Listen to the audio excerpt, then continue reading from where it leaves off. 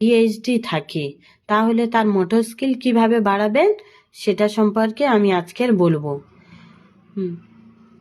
Autism বাচ্চার motor skill বাড়াতে গেলে তার ব্রেন ডেভেলপমেন্ট করতে হবে, কিন্তু আমরা মনে করি বুদ্ধিমান হতে গেলে বাচ্চাকে শুধু লেখাপড়া শেখালেই শিখলেই হবে, কিন্তু না।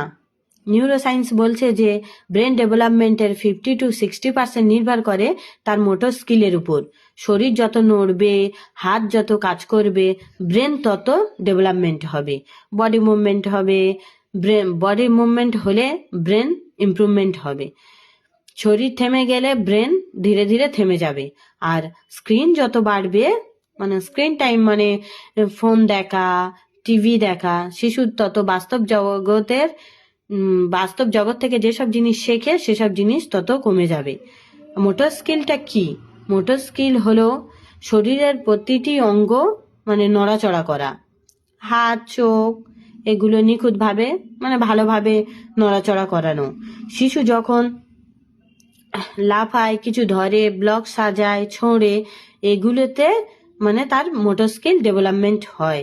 মোটর স্কিল মূলত দু ধরনের, গ্রস মোটর স্কিল আর fine motor skill. Gross motor স্কিলটা হলো বড় নড়াচড়া, ভেস্টিবুলারের কাজ যেগুলো, এইসব করা, বড় নড়াচড়া, দৌড়ানো, লাফানো, সিঁড়ি ওঠানামা করা, সাইকেল চালানো, দোলনায় ওঠা।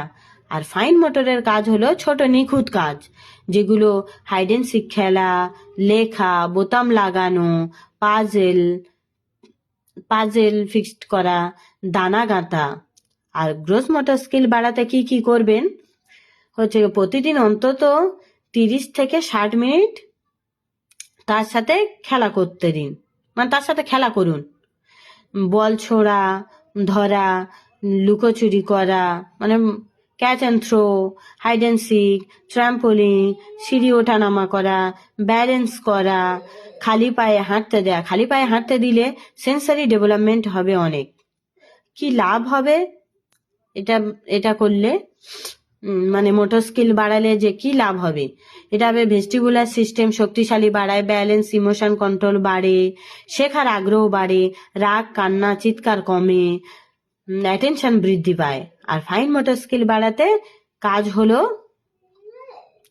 পাজেল ফিক্সড করা, ব্লক সাজানো, কাগজ ছেঁড়া, রং করা, আঁকাআঁকি করা, স্ক্রিবলিং করা, দানা গাঁথা, চামচ দিয়ে নিজে খাওয়া, বইয়ের পাতা উল্টানো, স্টিকার পেস্টিং করা, বোতামে চেন লাগানো, কপালে টিপ পরা।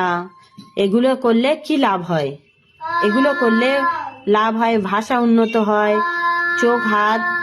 চোখ হাতের কাজ ঠিকঠাক করে বাড়ে, হ্যান্ড অ্যান্ড আই কোঅর্ডিনেশনের